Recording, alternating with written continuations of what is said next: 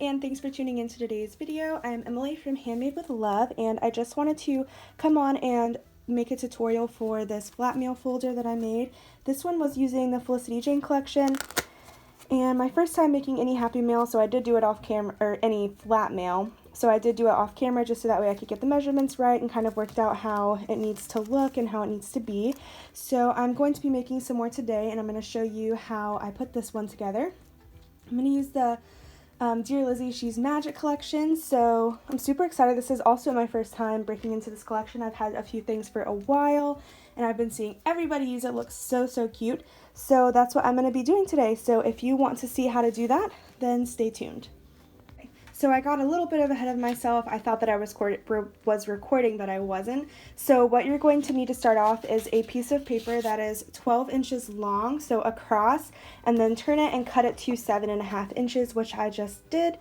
This is going to be the base of your folder. So on this one, it is the blue paper. So whatever you want your base to be, it does tend to show more than the actual folder part if you decorate it. So try to think of a paper that you want to use as your base. I picked this one, which is from the She's Magic collection.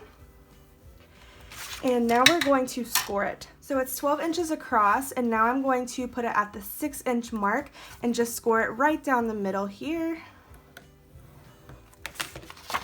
And fold it. Okay, so that's what that looks like, and it looks like it's just a little bit off center, so hold on. Just going to trim it down just a little bit. Alright, so once you score it, it should look just like a normal card type of thing. So now we're going to make the folders for the inside. And if you're worried about this inside paper, you can cover it up. It will show just on the sides a little bit, but I don't think it's that noticeable. So now for the sides, you're going to cut down. So it needs to be 6 inches wide. So I'm going to trim this down. These are going to be the folders. So 6 inches wide by 7.5 inches tall. All right, and then now you're going to need to cut this into a diagonal. So I'm just going to line up both diagonal pieces on the score line. I think it's a little bit easier to do on my cutting board, and then I can fix whatever things come out crooked. So that's what that looks like. Now you have two pieces, one for the front and one for the back. And this is just my personal little touch that I like to do, but I do like to use some scallop scissors and cut the sides of it. So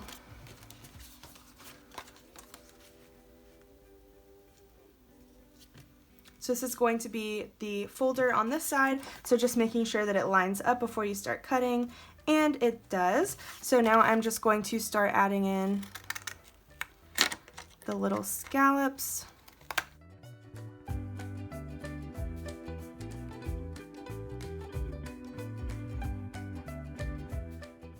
Okay, so now that I have the scallops on both of these sides, now what you're going to do is stitch these on. Now whenever you stitch these, you're going to open it like this and stitch. Try to stay a little bit away from the score line, just because if you accidentally stitch on top of the score line, it will make it kind of weak, and it might tear or rip if you're not careful. So just keep that in mind as you're sewing. I'm probably going to sew mine just with a little bit of the pattern paper showing on the very edge, so that way it makes it a little bit more sturdy. So I'm going to do that, but before I start stitching, I'm just going to round the corners of this folder. This is also optional. I just kind of like the look that it gives whenever the corners are rounded. I think it looks more like a folder. So just going to do that on all of the sides, as well as the corners up here. All right, so this is looking good. Really quickly, I'm going to go off camera and stitch these, and then I'll be right back to show you what's next. So I also forgot to mention that before you stitch on the pockets, you can do this before or after, but this is the latch for the side. So this is, well, I did use the scallop scissors, so it's not an exact measurement, but it's about 1 1/4 inch this piece by 4 inches, and the piece on the outside is just about a quarter bigger than that, so it's going to be 1.5 inch by about 5 inches. So this is going to go around the middle to kind of act as a closure, and we're going to use Velcro to make sure that the book can shut. So while I'm stitching on the pockets, I'm also just going to stitch this on the back side of the folder, so that way it is secured to the back and it will stick to the front with Velcro. So I'm going to go off camera and stitch all of these things together, and then I'll be right back to show you the next steps. Okay, so I just finished sewing everything together, and this is how it looks so far. So once the pockets are stitched on, you have a little space to put goodies in. This is the other side. Both colors match pretty well with the paper. And then this is the little fastener or the latch that goes on it. I did stitch through it twice since it was kind of longer on this side. So now we're going to put the Velcro on. And this is kind of self-explanatory, but if you don't know how to do this, then you can watch this part and learn something new. I get my Velcro from Walmart, or you can get it from Target. So I try to keep this side, which is like the coarse side, on the bottom. So I stick them together and I put it on a good spot, normally in the middle or close to the side where you want the Velcro, if that makes sense. I feel like I'm struggling with words today. I don't know what the problem is. So I put the Velcro on there and I stick both sides together so that way they line up perfectly, and then I add hot glue to that bottom one, and then I fold it over to make sure everything is good to go. And I did not tape this on, so I'm just going to add a little bit of glue here to make sure that both of these sides stay together. You could also use tape, but I didn't want to accidentally stitch through it. So just kind of push on that and give it a second to let the glue sit. And now we're going to work on the inside pages. So with the inside pages, it's kind of self-explanatory as well, but basically you're just covering this inside piece. So your inside pages are, now it kind of depends, because I like for the background paper just to show on the sides a little bit. If you wanted to cover it up completely, then you would just do the size of the book, which is going to be 7.5 inches lengthwise and then 6 inches across. So you could definitely like cover the whole thing, but because I'm going to leave just a little bit, I'm going to do 1/4 inch on each side, which means that I'm going to do 5 3/4 inches across, so for the top piece, and then lengthwise I'm going to do 7 1/4 instead of 7.5. So I'm going to go ahead and do that, and I should be able to use the same paper for both sides. We shall see.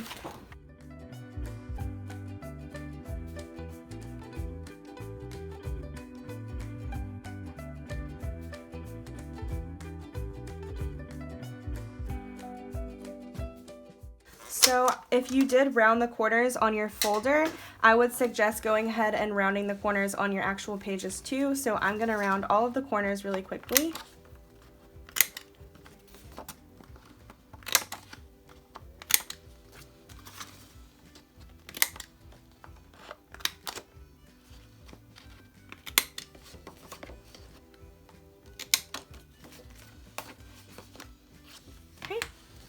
So I have all of those done. So now I'm just going to stitch around the edge of the paper to kind of give the illusion that this is stitched onto the folder. This is definitely optional. You don't have to do this. You could just easily glue it down and be done, but I kind of like the way that it looks and the effects that it gives. So I'll be right back. I'm just going to stitch on these pieces of paper, and then I'll be back to glue them down. Okay, so I am back, and as you can see, I have done a very lopsided stitch on both of these papers. I'm really not the best at stitching, but at least I'm trying, right? So I'm just going to glue one side of the paper down, and then I'm going to try my best to kind of line it up and eyeball it. Luckily, there's dots on the paper underneath it, so it kind of makes it easier to see. But I did get this just a little bit too close to the score line. But I think it might actually be okay. I might have to trim it down just a little bit on the side.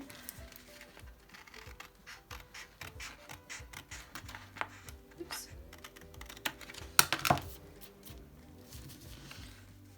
Yep, so that should be good. And now that I have everything lined up, I'm just going to add glue all along here and into the middle. You could also use red line tape for this. I'm just a glue fanatic and I always use glue for everything. All right. So that looks good and it's all pressed down. So I'm gonna do the same thing on this side. I'm actually going to start where the score line is just to make sure I don't get it too close again, so that way it will close properly. Okay.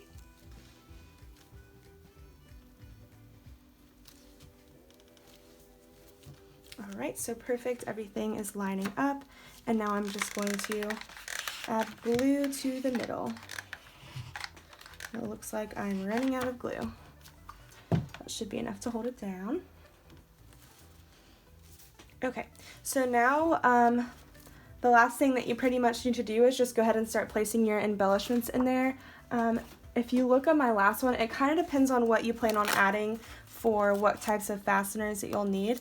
I will be adding another one of these cards to this one, so I'll show you how to do the belly band. It's super easy and kind of self-explanatory, but I will show you how I do that anyways, just so that way you can have the measurements.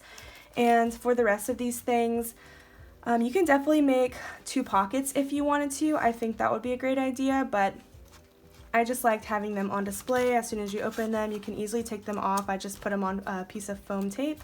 So that's what I'm going to do for this one as well. So I'm going to make a belly band, and I think that I'm going to use the same paper that I used for the latch, and I'm going to do the same idea of like layering it up on this. I think I might use the lighter yellow this time, so I'm going to cut this down a little bit, and whatever you're putting inside here kind of depends on how wide you want it, but I would say 1.5 inch is good for most people. And then I'm going to make this one just 1 inch.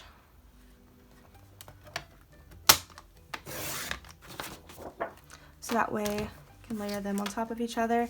And then for the actual size of the belly band, it's going to be 7 1/4.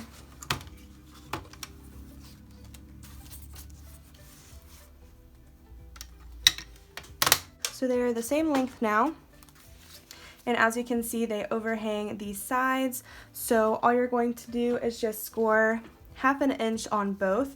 So really quickly, I'm going to adhere these together just using some double-sided tape.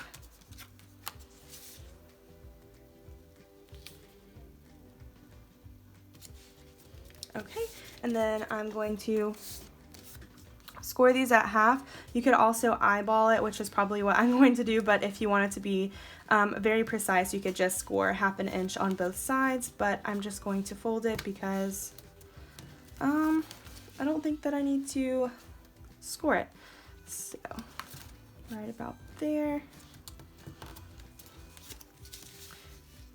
And that looks about right. It doesn't completely go to the ends of both pages, which is of both of the page. Doesn't go to the, what am I trying to say here? I'm at a loss for words. It doesn't go to the end of the page on both sides, but that's okay.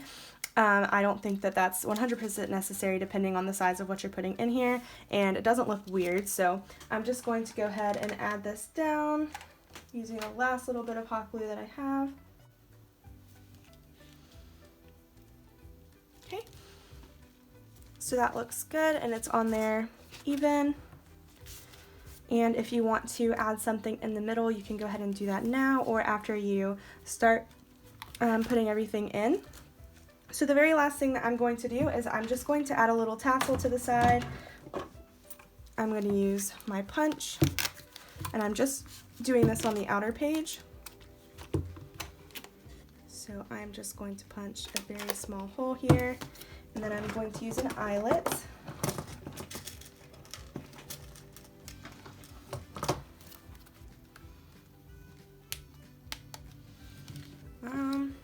That isn't quite the same yellow. I have an orange here. I think that might actually look a little bit better. Yep, so this one matches the print better, so I'm going to use this little orange eyelet.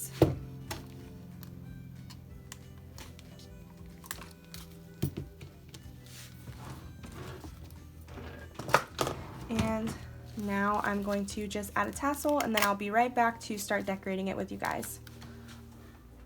Okay friends, I'm so sorry, but I accidentally forgot to hit the record button whenever I started decorating everything. So I did add this tassel, which was where we left off. I was going off camera to add this. It did take a minute because I had to make this little beaded dangly, and then I just added on a tassel and then another little bead. So on this front cover, I just added a piece of burlap that I get from the dollar store. I think it kind of looks cute with this collection. Sorry, my cat's being funny. And then I added a floral die cut, which is so beautiful, and then a ticket, and then a teacup on top because I thought it matched the backgrounds. In this front pocket, I just made a little shaker. I put some sequins as well as a few little buttons in there because I thought the purples looked really cute. So I just put that in the front pocket. I might add some more stuff later, but like I said, I haven't really played with this collection too much. So as you'll see, most of the embellishments that I have in here are just from other collections. So I have two little Maggie Holmes banner pieces. These are both made with Chasing Dreams. I have this banner embellishment that is smaller. It's like the folded piece of vellum, and I used the carousel collection for that. Over here, I made this belly band and added a few things on there. And then put one of these Felicity Jane library cards that I made. I'll link that video down below if you guys want to watch me make those.